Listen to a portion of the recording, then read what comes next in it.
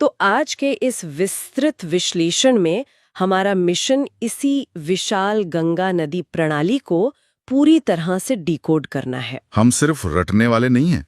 रटने से तो परीक्षा हॉल के दबाव में सब भूल जाना तय है। एकदम। हम समझेंगे कि ये नदियां ऐसा व्यवहार क्यों करती हैं, वे अपना रास्ता मतलब अपना कोर्स कैसे चुनती है, और उन जगहों पर क्या विज्ञान काम कर रहा है जहां ये आपस में टकराती हैं। भूगोल के उम्मीदवारों के लिए ये पैटर्न समझना बहुत जरूरी है।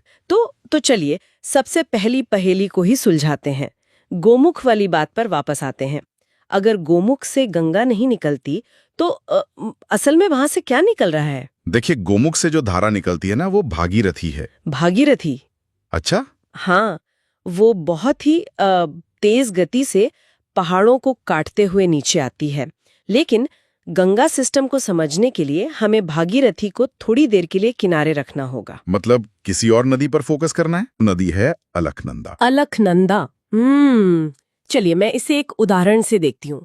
मान लीजिए ये अलकनंदा एक बहुत पुराना और चौड़ा प्राकृतिक हाईवे है। हाँ, सतोपंत ग्लेशियर से निकलकर नीचे की तरफ आ रहा है। सही। और पहाड़ी इलाकों में ढलान इतनी तेज होती है कि अगल बगल की घाटियों से कई छोटी बड़ी नदियां बहुत तेज स्पीड के साथ इस मुख्य हाईवे में आके मिलने लगती हैं। और मैं बताऊं, ये मिलन बहुत ही प्रचंड होता है। प्रचंड? हाँ, क्योंकि ये नदियां सिर्फ पानी थोड़ी लाती हैं, ये अपने साथ भारी मात्रा में ग्लेशियर की बर्फ, बड़ी बड़ी चट्टानें और गाद मतलब सेडिमेंट भी लाती हैं। बाप रे। तो जब दो तेज गति वाली नदियां पहाड़ों के बीच किसी गहरी घाटी में ऐसे टकराती हैं, तो उस संगम स्थल को हमारे यहाँ प्रयाग कहा जाता है। और अलकनंदा के इस सफर में ऐसे 5 प्रमुख संगम आते हैं ना? हाँ, जिन्हें हम पंचप्रयाग कहते हैं। बिल्कुल सही। लेकिन देखिए, परीक्षा में जब सवाल आता है कि कर्णप्रयाग में अलकनंदा से कौन सी नदी मिलती है, और ऑप्शन में नंदाकिनी, मंदाकिनी, पिंडर और धौलीगंगा लिखे होते हैं, तो सब एक जैसे लगने लगते हैं। हाँ, ऐसा लगता है जैसे दिमाग में ही नदियों की बाढ़ आ गई हो। इन 5 प्रयागों का सही क्रम याद रखना मतलब सच में एक बुरा सपना हो सकता है। लेकिन इसे सुलझाने का एक बहुत ही दिलचस्प और अचूक तरीका है हमारे पास। अच्छा, कोई निमोनिक है क्या? हाँ, बिल्कुल। अगर हम उत्तर से दक्षिण की ओर मतलब ऊपर से नीचे आते हुए अलकनंदा के सफर को मैप पर देखें, तो एक छोटा सा वाक्य इस पूरी पहेली को हमेशा के लिए हल कर देता है। वो वाक्य क्या है? वाक्य है, विष्णु के नंद के कान में रुद्र और देव बसे। विष्णु के नंद के कान में रुद्र और देव बसे। ये तो सुनने में किसी पुराने श्लोक या कविता जैसा लग रहा है ना? लेकिन ये भूगोल के सवालों का सबसे पक्का इलाज है। तो इसे हम परीक्षा के नजरिए से कैसे डिकोड करें? मैं बताता हूँ। इसे भौगोलिक क्रम में देखते हैं। इस वाक्य का पहला शब्द है विष्णु, जो विष्णु प्रयाग को दर्शाता है। बिल्कुल। और यहाँ अलकनंदा में सबसे पहले धौलीगंगा आकर मिलती है। ठीक है, विष्णु प्रयाग और धौलीगंगा। इसके बाद वाक्य में आता है नंद, मतलब नंद प्रयाग। यहाँ अलकनंदा में नंदाकिनी नदी मिलती है। अरे ये तो याद रखना सबसे आसान है। नंद प्रयाग और नंदाकिनी दोनों के नाम लगभग समान है। एकदम। फिर तीसरा शब्द है कान, जो कर्ण प्रयाग का संकेत है। कर्ण का मतलब ही कान होता है। समझ गई। और यहाँ कौन सी नदी मिलती है? यहाँ पिंडर नदी अलकनंदा में अपना जल मिलाती है। ठीक है, पिंडर हो गई कर्णप्रयाग में। आगे चौथा शब्द है रुद्र, यानी रुद्रप्रयाग। यहाँ केदारनाथ की तरफ से आने वाली मंदाकिनी नदी का संगम होता है। मंदाकिनी जो केदारनाथ से आती है। अच्छा। और अंत में आता है देव, यानी देवप्रयाग। और सुनिए, यही वो सबसे महत्वपूर्ण जंक्शन है जहाँ अलकनंदा हाईवे में वो नदी आकर मिलती है जिसकी बात हमने बिल्कुल शुरुआत में की थी। जी हाँ, गोमुख से आने वाली भागीरथी। वाओ। और जैसे ही अलकनंदा और भागीरथी का पानी देवप्रयाग में आपस में टकराकर एक होता है, उस विशाल संयुक्त धारा को पहली बार गंगा का नाम मिलता है। ये बहुत ही बढ़िया था। तो अब अगर एग्जाम में कोई भी संगम पूछे तो बस उस वाक्य को याद करना है, विष्णु के नंद के कान में रुद्र और देव बसे। बिल्कुल। इस एक लाइन से 5 प्रयागों का उत्तर दक्षिण क्रम दिमाग में एकदम छप जाता है। और अलकनंदा तो हर जगह कॉमन है ही, बस हमें उस क्रम के अनुसार दूसरी नदी का नाम फिट करना है। एकदम सही। ये सच में एक बहुत ही व्यवहारिक तरीका है। खैर, अब जब हमारी नदी गंगा बन चुकी है तो ये पहाड़ों को चीरती हुई आगे बढ़ती है। और ये भारत की सबसे लंबी नदी है। इसकी कुल लंबाई 2600 नहीं 2525 यानी 2525 किलोमीटर है। ऐसा आता है जब मतलब नदी का पूरा चरित्र ही अचानक बदल जाता है। और वो बदलाव होता है हरिद्वार में। हरिद्वार में। हाँ, हरिद्वार ही वो जगह है जहां गंगा पहली बार पर्वतीय इलाकों की संकरी और गहरी घाटियों को छोड़कर समतल मैदानों में प्रवेश करती है। अच्छा, तो स्पीड कम हो जाती होगी। बहुत ज्यादा। पहाड़ों में नदी की गति बहुत तेज होती है क्योंकि ढलान तीव्र होती है और वो चट्टानों को काटती है। लेकिन मैदानों में आती ढलान लगभग खत्म हो जाती है। तो नदी चौड़ी होकर एकदम शांत बहने लगती है। बिल्कुल। तो अब हरिद्वार के बाद ये विशाल नदी किन किन राज्यों से होकर गुजरती है, इस पर भी तो अक्सर बहुत कंफ्यूजन होता है ना। बहुत ज्यादा। मतलब उत्तराखंड से निकलकर ये उत्तर प्रदेश, बिहार और पश्चिम बंगाल जाती है, लेकिन इन सबके बीच एक राज्य ऐसा है जो अक्सर नजरअंदाज हो जाता है। और परीक्षक ठीक उसी बिंदु पर अपना जाल बिछाते हैं। वो राज्य है झारखंड। हाँ, झारखंड एक क्लासिक नेगेटिव मार्किंग ट्रैप है। ज्यादातर लोग सोचते हैं कि गंगा केवल 4 राज्यों से गुजरती है, लेकिन गंगा झारखंड के साहेबगंज जिले की सीमा को भी छूते हुए बहती है। मतलब भौगोलिक रूप से ये एक पूर्ण राज्य है जहां से गंगा का प्रवाह है। बिल्कुल। इसलिए सही और पूरा क्रम हमेशा यही होगा: उत्तराखंड, उत्तर प्रदेश, बिहार, झारखंड और फिर अंत में पश्चिम बंगाल। समझ गई। अब अगर हम थोड़ा स्टेट स्पेसिफिक हो जाए, मतलब राज्य स्तरीय परीक्षाओं, विशेषकर यूपीपीएससी की बात करें, तो उम्मीदवारों के लिए इस नदी का उत्तर प्रदेश के अंदर का सफर बहुत ही महत्वपूर्ण हो जाता है। हाँ, ये जानना बहुत जरूरी है कि गंगा यूपी में कहाँ से एंट्री लेती है और कहाँ से एग्जिट करती है। और उत्तर प्रदेश में इसके प्रवेश और निकास की सीमाएं बहुत स्पष्ट हैं। देखिए, गंगा राज्य के बिजनौर जिले से मैदानों में प्रवेश करती है। बिजनौर, ठीक है। इसके बाद ये राज्य के एक बहुत बड़े हिस्से को सींचते हुए कई प्रमुख शहरों से गुजरती हुई सबसे पूर्वी जिले बलिया से होते हुए बिहार राज्य में चली जाती है। बिजनौर से एंट्री और बलिया से एग्जिट। बिजनौर और बलिया दोनों ब से शुरू होते हैं, तो इसे दिमाग में रखना भी आसानी है। हाँ, ये यूपी के भूगोल का एक मुख्य आधार है। तो यूपी, बिहार और झारखंड के बाद नदी फाइनली पश्चिम बंगाल पहुंचती है। और मतलब यहाँ एक बहुत ही अजीब सी भौगोलिक घटना होती है जी। ये नदी अब तक पूरे रास्ते अन्य नदियों का पानी समेटते हुए बड़ी होती जा रही थी, लेकिन बंगाल में आके ये अचानक मतलब 2 अलग-अलग धाराओं में बट जाती है। ऐसा क्यों? इसे समझने के लिए हमें थोड़ा डेल्टा के विज्ञान को समझना होगा। डेल्टा? हाँ, देखिए, उत्तराखंड से लेकर पश्चिम बंगाल तक के 2000 किलोमीटर से भी ज्यादा के सफर में गंगा अपने साथ करोड़ों टन मिट्टी, गाद और रेत लेकर आती है। वो सेडिमेंट जिसकी हमने पहले बात की थी। बिल्कुल। और जब ये बंगाल पहुंचती है तो समुद्र के बहुत करीब होने के कारण जमीन की ढलान लगभग शून्य हो जाती है। तो पानी की स्पीड भी एकदम रुक सी जाती होगी। एकदम। नदी के पानी में अब इतनी ताकत ही नहीं बचती कि वो इस भारी मलबे को आगे समुद्र तक धकेल सके। अच्छा, तो वो सारा मलबा नदी के ही रास्ते में जमा होने लगता है। हाँ, नदी अपना रास्ता खुद ही ब्लॉक कर लेती है। अब पानी को आगे तो बढ़ना है, तो वो मलबे के ढेरों से टकराकर अगल बगल से रास्ता निकालता होगा। बिल्कुल। वो कई छोटी बड़ी शाखाओं या डिस्ट्रीब्यूटरीज में बढ़ जाता है। यहीं से इसके डेल्टा चरण की शुरुआत होती है। और गंगा 2 मुख्य धाराओं में विभाजित हो जाती है। सही। एक धारा जो दक्षिण की ओर मुड़कर भारत में ही बहती है, उसे हम हुगली कहते हैं, जिसके किनारे कोलकाता शहर बसा है। और जो दूसरी मुख्य धारा है, वो पूर्व की ओर आगे बढ़ के बांग्लादेश में प्रवेश कर जाती है, जहां उसे पद्मा के नाम से जाना जाता है। पद्मा, ये एक बहुत ही स्पष्ट, मतलब एकदम विजुअल चित्र बनाता है दिमाग में, है ना? लेकिन देखिए, ये 2525 किलोमीटर की इतनी लंबी यात्रा गंगा अकेले तो तय नहीं करती। बिल्कुल नहीं। अगर हम वापस मुख्य यात्रा पर चलें, तो इस पूरे सफर में कई और नदियां भी अपना पानी लाकर गंगा में मिलाती हैं, जिन्हें भूगोल की भाषा में हम सहायक नदियां या ट्रिब्यूटरीज कहते हैं। हाँ, ट्रिब्यूटरीज। और इन्हें अक्सर बाएं तट यानी लेफ्ट बैंक और दाएं तट यानी राइट बैंक की नदियों के रूप में एग्जाम में पूछा जाता है। और इसमें स्टूडेंट बहुत कंफ्यूज होते हैं कि कौन सा बायां है और कौन सा दायां।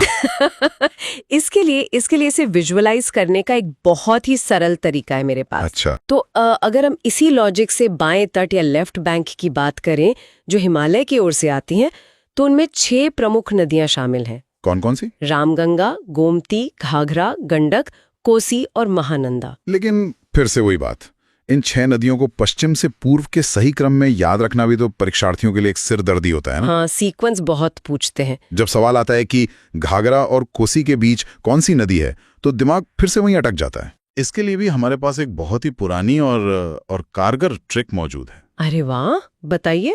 एक साधारण सा वाक्य है, रामू गोमती का घाघरा गंडक की कोसी में महान है। रामू गोमती का घाघरा गंडक की कोसी में महान है। चलिए इसे भी जरा डिकोड कर ही लेते हैं। बिल्कुल। रामू से हो गया रामगंगा, सही। गोमती तो स्पष्ट रूप से गोमती नदी है ही, घाघरा भी सीधे सीधे नाम से आ गया, फिर उसके बाद गंडक और कोसी, और अंत में महान से महानंदा। एकदम परफेक्ट। ये वाक्य वास्तव में पश्चिम से पूर्व की ओर हिमालय सहायक नदियों को एकदम सही भौगोलिक क्रम में लगा देता है। ये बहुत काम का निमोनिक है। लेकिन इन सब में एक नदी ऐसी है जिसका विज्ञान, मतलब जिसका बर्ताव सबसे ज्यादा हैरान करने वाला है। आप कोसी नदी की बात कर रही हैं ना? हाँ बिल्कुल, मैं कोसी नदी के बारे में ही सोच रही थी, जिसे बिहार का शोक या सौरो ऑफ बिहार कहा जाता है। ये नदी अपना रास्ता बदलने के लिए कुख्यात है। रास्ता बदलने के लिए? हाँ, और इसका कारण हिमालय के उस विशेष भूगोल में छिपा है। देखिए, कोसी नदी नेपाल के ऊंचे और अत्यंत अस्थिर हिमालयी क्षेत्रों से निकलती है। अच्छा। जब ये पहाड़ों से नीचे आती है तो इसकी गति और पानी का वेग बहुत भयानक होता है, और ये भारी मात्रा में चट्टानें और गाद काटकर अपने साथ लाती है। और फिर अचानक ये बिहार के एकदम समतल मैदानों में प्रवेश करती होगी। बिल्कुल, और ठीक वहीं पर पूरी समस्या शुरू हो जाती है। कैसे? पहाड़ों से सीधे सपाट मैदान में आने पर नदी की गति अचानक एकदम से रुक सी जाती है। इसे हम एक बंद या कह लीजिए क्लॉग्ड पाइप की तरह समझ सकते हैं। जैसे नाली जाम हो जाती है। हाँ, जब नदी का वो सारा भारी मलबा वहीं तलहटी में जमा हो जाता है तो नदी का मुख्य चैनल या रास्ता भर जाता है। ओहो, तो पानी कहाँ जाएगा? वही तो, पीछे से आ रहे पानी का दबाव इतना ज्यादा होता है कि वो अपने ही किनारे तोड़कर एक नया रास्ता बना लेता है। वाव। इससे होता यह है कि उन गांवों और खेतों में अचानक भीषण बाढ़ आ जाती है, जहां कल तक कोई नदी थी ही नहीं। ये तो बहुत डरावना है। इसी विनाशकारी आदत के कारण इसे बिहार का शोक कहा जाता है। ये मतलब प्रकृति के कारण और प्रभाव का सबसे खतरनाक उदाहरण है। बिल्कुल। अब अगर हम अपनी उस नाव वाले उदाहरण पर वापस लौटें। हाँ, राइट बैंक की तरफ। हाँ, अगर दाएं हाथ की तरफ देखें तो प्रायद्वीपीय पठार से जो नदियां आकर गंगा में मिलती हैं, उनमें यमुना, सोन और पुनपुन प्रमुख हैं। जी। यमुना तो हम जानते हैं कि गंगा के समानांतर बहती है और प्रयागराज में जाकर संगम करती है। लेकिन ये जो सोन नदी है, इसकी कहानी बहुत ही दिलचस्प और थोड़ी अजीब लगती है मुझे। अजीब क्यों? क्योंकि देखें, प्रायद्वीपीय पठार का जो सामान्य ढलान है वो तो या तो पूर्व की ओर है या पश्चिम की ओर है। तो ये सोन नदी मध्य प्रदेश से निकलकर उत्तर दिशा में, मतलब नॉर्थ की ओर कैसे बह सकती है? ये एक बहुत ही शानदार सवाल है। पानी आखिर गुरुत्वाकर्षण के खिलाफ कैसे जा सकता है? और ये सिविल सेवा परीक्षाओं का एक बहुत ही पसंदीदा विषय भी है। अच्छा। हाँ, इसका उत्तर विवर्तनिक गतिविधियों में, मतलब टेक्टोनिक हलचलों में छिपा है। टेक्टोनिक हलचलें? जी। लाखों साल पहले जब भारतीय प्लेट यूरेशियन प्लेट से टकरा रही थी, तो जमीन के अंदर कई जगह गहरी दरारें या जिन्हें हम रिफ्ट वैली कहते हैं, वो बन गई। मतलब जमीन के अंदर एक ऐसा बड़ा फ्रैक्चर बन गया जिसने इलाके के सामान्य ढलान को ही बदल दिया। एकदम सही पकड़ा आपने। सोन नदी अमरकंटक के पठार से निकलती है और एक ऐसी ही फॉल्ट लाइन या भ्रंश घाटी से होकर बहती है। अच्छा। ये दरार ही उसे भौगोलिक ढलान के विपरीत सीधे उत्तर की ओर बहने पर मजबूर करती है। वाओ। ये पठार को काटते हुए ऊपर की तरफ जाती है और पटना के पास जाकर गंगा बेसिन में मिल जाती है। तो चूंकि ये सामान्य भौगोलिक नियमों का एक अपवाद है, मतलब एक एक्सेप्शन है, इसलिए परीक्षा के लिए बहुत महत्वपूर्ण हो जाता है। बिल्कुल, अपवाद हमेशा पूछे जाते हैं। तो भूगोल के सवालों में अपवाद ही सबसे बड़े ट्रैप होते हैं। हाँ। और ऐसा ही एक ट्रैप मानव निर्मित ढांचों यानी बांधों को लेकर भी तो है। आप टिहरी बांध की बात कर रही हैं? हाँ, जब कोई पूछता है कि भारत का सबसे ऊंचा बांध टिहरी बांध किस नदी पर है, तो ज्यादातर लोग तुरंत गंगा टिक कर देते हैं, जो कि गलत है। हाँ, क्योंकि लॉजिक ये लगाते हैं कि गंगा भी उत्तराखंड से आती है और टिहरी बांध भी वहीं है। और यहीं पर परीक्षक मुस्कुरा देते हैं क्योंकि उनका बिछाया जाल काम कर गया, है ना? देखिए, याद कीजिए, हमने अभी कुछ देर पहले चर्चा की थी कि देवप्रयाग में अलकनंदा और भागीरथी के मिलने के बाद ही नदी का नाम गंगा पड़ता है। हाँ बिल्कुल। टिहरी बांध इस देवप्रयाग वाले जंक्शन से बहुत ऊपर स्थित है और ये केवल और केवल भागीरथी नदी पर बना है। मतलब तकनीकी और भौगोलिक दोनों दृष्टि से टिहरी बांध भागीरथी पर है, गंगा पर नहीं। एकदम स्पष्ट। ये एक बहुत ही बारीक लेकिन बहुत महत्वपूर्ण अंतर है। हाँ, इसे याद रखना चाहिए। अच्छा, बांधों की बात करें तो पश्चिम बंगाल में बांग्लादेश की सीमा से ठीक पहले भी एक और महत्वपूर्ण संरचना है, फरक्का बैराज। जी, फरक्का। अक्सर लोग सोचते हैं कि बैराज तो सिर्फ पानी रोकने या बाढ़ कंट्रोल करने के लिए होते हैं, लेकिन मैंने सुना है फरक्का बैराज का उद्देश्य कुछ और ही है। हाँ, फरक्का बैराज का निर्माण एक बहुत ही विशिष्ट आर्थिक और भू रणनीतिक कारण से किया गया था। वो क्या? हमने पहले बात की थी कि बंगाल में गंगा, हुगली और पद्मा में बढ़ जाती है। हाँ, डेल्टा वाले हिस्से में। बिल्कुल। और इसी हुगली नदी के किनारे हमारा ऐतिहासिक कोलकाता बंदरगाह स्थित है। ठीक है। लेकिन डेल्टा क्षेत्र होने के कारण हुगली में लगातार गाद या सिल्ट जमा होती रहती है। अब अगर गाद लगातार जमती गई तो नदी तो उथली हो जाएगी ना। हाँ, तो फिर बड़े पानी के जहाज बंदरगाह तक पहुंच ही नहीं पाएंगे। बिल्कुल, वो नीचे जमीन से टकरा जाएंगे। तो क्या फरक्का बैराज का काम उस गाद को साफ करना है? हाँ, इसका मैकेनिज्म यही है। फरक्का बैराज गंगा के मुख्य प्रवाह से एक बहुत बड़ी मात्रा में पानी को कृत्रिम रूप से हुगली नदी की ओर धकेलता है। अच्छा, एक डाइवर्जन है। जी, ये अतिरिक्त पानी एक फ्लश की तरह काम करता है। जैसे हम फ्लश चलाते हैं ना। हाँ। ये हुगली में जमा हो रही गाद को तेजी से बहाकर सीधे समुद्र में ले जाता है, ताकि कोलकाता बंदरगाह जीवित रहें और जहाजों की आवाजाही बिना किसी रुकावट के बनी रहे। ये सच में हैरान करने वाला है कि कैसे एक नदी का प्राकृतिक प्रवाह और हमारी मानवीय अर्थव्यवस्था आपस में इस कदर जुड़े हुए हैं। बहुत गहरे स्तर पर। और जब ये सारा पानी और इतना सारा मलबा अंततः समुद्र से मिलता है तो निर्माण होता है सुंदर वन डेल्टा का। गंगा और ब्रह्मपुत्र द्वारा बनाया गया दुनिया का सबसे बड़ा डेल्टा। हाँ, इसका विशाल आकार और इसकी जो जैव विविधता है, विशेषकर वो मैंग्रोव के जंगल और रॉयल बंगाल टाइगर, वो तो इसे पारिस्थितिकी यानी इकोलॉजी का एक चमत्कार बनाते हैं। बिल्कुल। और इसी परिस्थितिकी को ध्यान में रखते हुए साल 2008 में भारत सरकार ने गंगा को राष्ट्रीय नदी घोषित किया था। National river. हाँ, ये केवल एक धार्मिक प्रतीक भर नहीं है, बल्कि करोड़ों लोगों और अनगिनत जीव जंतुओं की जीवन रेखा है। जीवों की बात करें तो यहाँ एक विशेष जीव का उल्लेख करना बहुत जरूरी हो जाता है। गंगा डॉल्फिन। बिल्कुल, जो इस पूरे सिस्टम की कहानी का शायद सबसे महत्वपूर्ण हिस्सा है।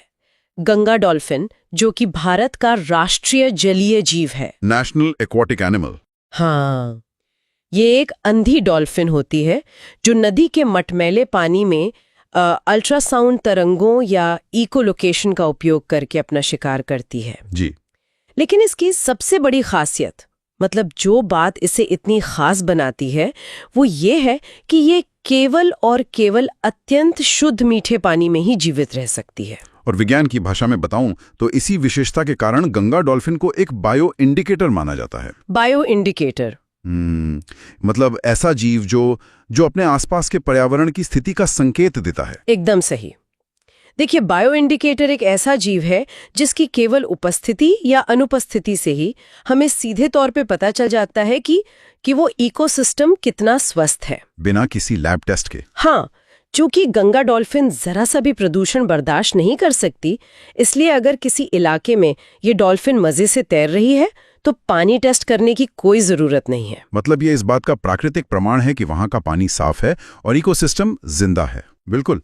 और इसके उलट अगर डॉल्फिन किसी इलाके से गायब हो रही है तो इसका मतलब है कि वो नदी तकनीकी रूप से मर रही है। हाँ, प्रदूषण का स्तर खतरे से बाहर जा चुका है। ये एक बहुत ही गंभीर और सोचने वाली बात है। बहुत ज्यादा।